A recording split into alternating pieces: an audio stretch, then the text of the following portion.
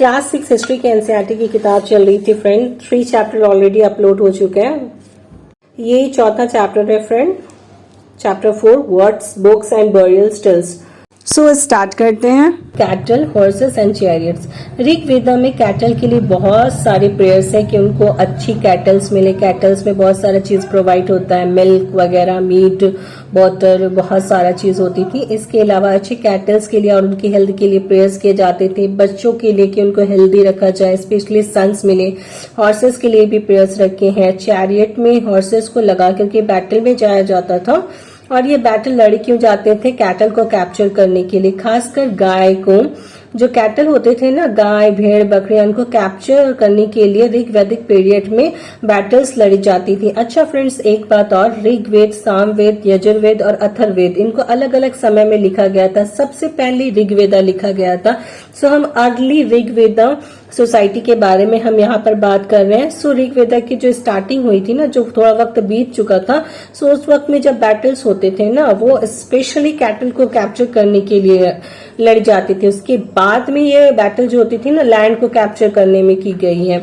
उसके बाद उस लैंड में, मतलब उस लैंड से क्या चीजें उगी हैं, किस तरीके के क्रॉप्स उगे हैं, उसको कैप्चर करने के लिए भी लड़े गए बहुत सारे बैटल्स, क्योंकि लैंड जरूरी था पास्चर्स के लिए, हार्डिंग के लिए, ग्रो करने के लिए।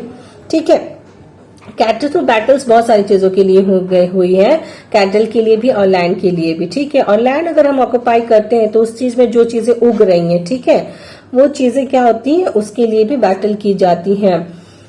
ओके, नेक्स्ट, फिर क्या होता था, बैटल जो होता था ना, पानी के लिए भी होता था। मतलब कहीं पे कुछ एरिया में बहुत अच्छा पानी, मतलब मीठे पानी पीने का सोर्स होगा, सो तभी उनको कैप्चर करे, तो इसके लिए भी क्या होता था और बैटल होता था। और फिर लोगों के लिए भी, लोगों को कैप्चर करने के लिए भी बैटल होता था।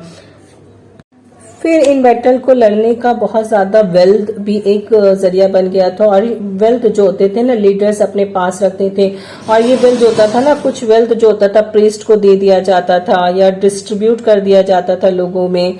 ठीक है, और लोगों में जो बांटा जाता था ना, वो बहुत ज्यादा कम क्वांटिटी में बांटा जाता था।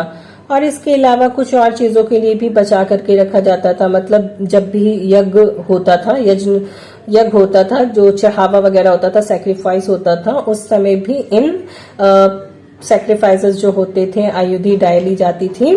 तो उसके लिए भी मनी यूज किया जाता था, वेल्थ वगैरह यूज करते थे। ठीक है, तो वेल्थ में क्या होता है, घी, अनाज, जानवर, तो इस तरीके का सारी चीजों का बलिदान होता था। वो भी तो आप क्या करोगे, जीत करके आए हो या खरीद के लाओगे। सो ये सारी चीजें सैक्रिफाइसेस होती थी। और क्यों की जाती थी? ताकि गॉड और गॉडेसेस जो है वो खुश रहें। ज्यादातर वॉर्स जो थे वो उनमें जो होती थी मेन पार्ट करते थे, और कोई रेगुलर आर्मी नहीं थी। और ऋग्वेदा पीरियड में असेंबलीज होते थे, उस असेंबली में बहुत सारे लोग होते थे। वो लोग क्या करते थे, वार और पीस के मैटर में डिस्कशन करते थे। और इन असेंबली में वो लोग अपने लीडर्स को भी सिलेक्शन करते थे, और जो बहुत ज्यादा ब्रेव और स्किलफुल वैरियस होते थे। ये सारी चीजें ऋग्वेदा में लिखी हुई हैं। देखिए, हड़प्पन सिविलाइजेशन के बारे में हमें नहीं मालूम है, लेकिन ऋग्वेदा के बारे में हमें मालूम है, क्योंकि ये सारी चीजें लिखी गई हैं। सो नेक्स्ट है वर्ड्स टू डिस्क्राइब पीपल। लोगों को डिस्क्राइब करने के बहुत सारे तरीके हैं फ्रेंड। कैसे डिस्क्राइब करते हैं आप, वो क्या काम करते हैं, कौन सा लैंग्वेज वो बोलते हैं, किस जगह से वो बिलोंग्स करते हैं, उनकी फैमिली कौन सी है, उनका कम्युनिटीज, किस कम्युनिटी से वो बिलोंग करते हैं, वो कौन सा कल्चर को मानते हैं। ठीक है, फॉर एग्जाम्पल अगर कोई प्लांटेशन वगैरह में इन्वॉल्व है, तो टी, कॉफी को अगर वो उगा रही है, तो उनका क्या है, अपना अलग प्रैक्टिस होगा। उसके अलावा जो बिजनेस कम्युनिटी है, उनकी अलग प्रैक्टिसेस होगी।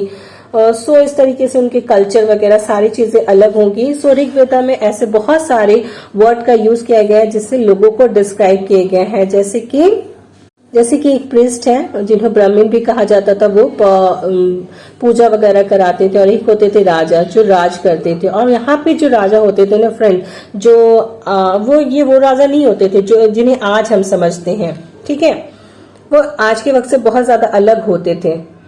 अर्ली वैदिक पीरियड के राजा के पास ना कोई कैपिटल, महल, आर्मी वगैरह नहीं होते थे। ठीक है, ना ही वो टैक्स वगैरह कलेक्ट करते थे। सो मॉडर्न स्टेट का जो कंसेप्ट है ना, सॉवरेन होगा, उनकी अपनी आर्मी होगी, अपने अपने कैपिटल्स होंगे, अपना टैक्स का उनके अपने टीम होगी, अपने टैक्स कलेक्ट करेगा। तो इस तरीके का कोई भी कॉन्सेप्ट उस वक्त नहीं मिलता था। ओके, और इन्हें कभी कभी क्या होता था ना, ब्राह्मण भी बोला जाता था क्योंकि वो पूजा करवाते थे। ओके, सो आज के डेट में अगर कोई ब्राह्मण कम्युनिटी का है तो जो लोग पूजा कराते हैं पर्टिकुलरली उनको पंडित कहा जाता है। और ऑब्वियसली सी बात है कि जो पुजारी नहीं होते हैं, जो पूजा में इन्वॉल्व नहीं होते हैं, उसे हम क्या कहेंगे, शुक्ला या कोई भी वर्ड फ्रेंड। सो प्रेस्ट और ब्राह्मण एक ही को उस वक्त बोला जाता था जो पूजा कराते थे। ठीक है। नाउ उस समय के जो राजा बनते थे वो उनके सन ऑटोमेटिकली क्या करते थे, सक्सेस जिस तरीके का होता है ऑटोमेटिकली तौर पर वो राजा नहीं बनते थे। जैसे कि राजा जो नस्ली होते हैं ना, कि राजा के बाद उसका बेटा बनेगा, तख्त पर बैठेगा, वो इस तरीके से अर्ली वैदिक में नहीं था। फिर उस समय में कम्युनिटी को या लोगों को डिस्क्राइब करने के लिए दो वर्ड का यूज होता था। एक शब्द था जना। ठीक है, जना का आज वर्ड यूज हम हिंदी में भी यूज करते हैं। जन का मतलब क्या होता है, लोग, पीपल। ठीक है, उसके अलावा और जो लैंग्वेज थे वो विश थे। इसको वैश्य भी बोलते हैं। इसके बारे में पढ़ेंगे और डिटेल में आगे वाले चैप्टर में। विश और जाना जो था मेंशन किया गया था इनके नाम से, और इनके रेफरेंसेस हमें पुरु जाना और विश और भारता जना और विश, दयदु जना और विश एंड सो ऑन इस तरीके का मिलता है। ठीक है, सो आगे बढ़ते हैं। जिन लोगों ने इस हिम्स को कंपोज किया उन्होंने अपने आप को क्या बोला, आर्य बोला, आर्यास बोला। ठीक है, और उन्होंने अपने दुश्मनों को दासास और दस्युस बोले थे। ये दसास और दस्युस क्या होते थे, वो लोग थे जो सैक्रिफाइसेस को परफॉर्म नहीं करते थे। सैक्रिफाइसेस मीन जब आपका यज्ञ चल रहा हो तो आप आहुति वगैरह नहीं देते होंगे। ओके, ओके, दास टर्म का जो टर्म है वो आज के डेट में नौकर को बोलते हैं। नौकर भी आज के टर्म में मॉडर्नाइज हो चुके हैं। उनके फैमिली जो लेडीज होते हैं उनको दासी कहा जाता था। ओके, मतलब ये लोग जो थे वो स्लेव थे। ये वो लोग थे जिन्हें वॉर में कैप्चर किया गया होगा। ओके, मतलब कोई भी लैंड है अगर कैप्चर किया है तो उस जगह पे रहने वाले लोगों को क्या हुआ है, कैप्चर कर लिया गया है। और ये वो सारे काम करेंगे जो इनको मालिक बोलेंगे, मतलब जो उसने उस लैंड को कैप्चर किया है। सो रिंग वेदा को जब कंपोज किया ना तो हमारे सब कॉन्टिनेंट के नॉर्थ वेस्ट को कंपोज किया गया था। आई होप फ्रेंड आपको ये वीडियो पसंद आई होगी। पसंद आई हुई तो चैनल को सब्सक्राइब कर दीजिएगा, लाइक कर दीजिएगा वीडियो को एंड शेयर कर दीजिएगा। Thank you.